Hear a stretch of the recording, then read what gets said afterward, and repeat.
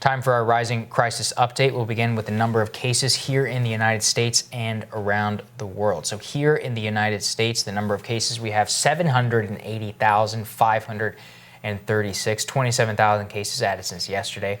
Number of deaths stands at 37,818, 1,700 cases added. 1,700 deaths added since yesterday. Around the world, that approach is 2.4 million, with 166,426 deaths, an increase of about 100,000 deaths since yesterday, and cases since yesterday, and 5,400 deaths worldwide. As always, a note of caution that these are not necessarily the best numbers, both because of our lack of testing capacity here in the United States, transparency around the world, and transparency here in the U.S. But that's a rough picture, kind of where we are with these cases. And at the same time, the major discussion that's going around right now is, okay, well, as these cases, the Trump administration is saying they're expecting this to somewhere top around 60,000 deaths. We may be entering the second phase of the first wave. What does the opening up conversation look like? One governor kind of jumping out ahead of the pack there. Yeah, and very much against what, history shows us is right. What, if we look at examples from other countries around the world, the resurgence that they have seen as they've reopened prematurely. So Georgia's governor, very pro-Trump, Brian Kemp, relatively newly elected, is planning to open nail salons, massage therapists, bowling alleys, and gyms Friday. Then restaurants and movie theaters are going to come back online statewide next Monday. Right.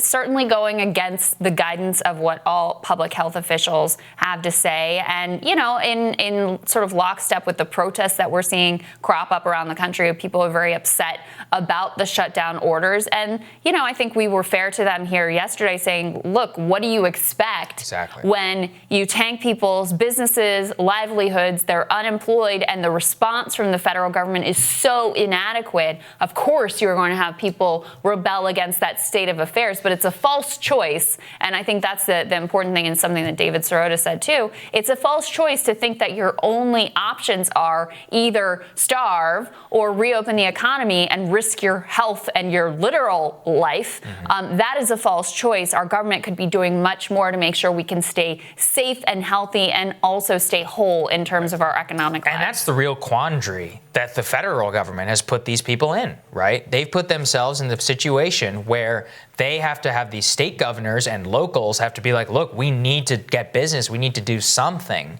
in order to make sure that we can actually feed our families. And the federal government is basically just letting these people fend for themselves. Right. And people are in a terrible position. And this is the position that they're in. People are in a terrible position. Yeah. Polling that has come out says people are more concerned about reopening prematurely than they are staying closed for too long. I think it's very unlikely that you can't just wave a magic wand and say, everybody go out. It's over. It's fine. People are going to be concerned for themselves and for their families. So a very dangerous experiment going on in Georgia right now. And of course, we're going to cover the fallout right here. We are. And at the same time, our daily plutocratic outrage, Harvard University is going to get nearly $9 million in coronavirus aid, despite $40 billion endowment. That $9 million as part of the $2 trillion package mandated about half of that money will be reserved for emergency financial grants to students. I think that's great, but I think probably all of it should be going to their students. Or maybe Harvard should use some of its $40 billion endowment to take care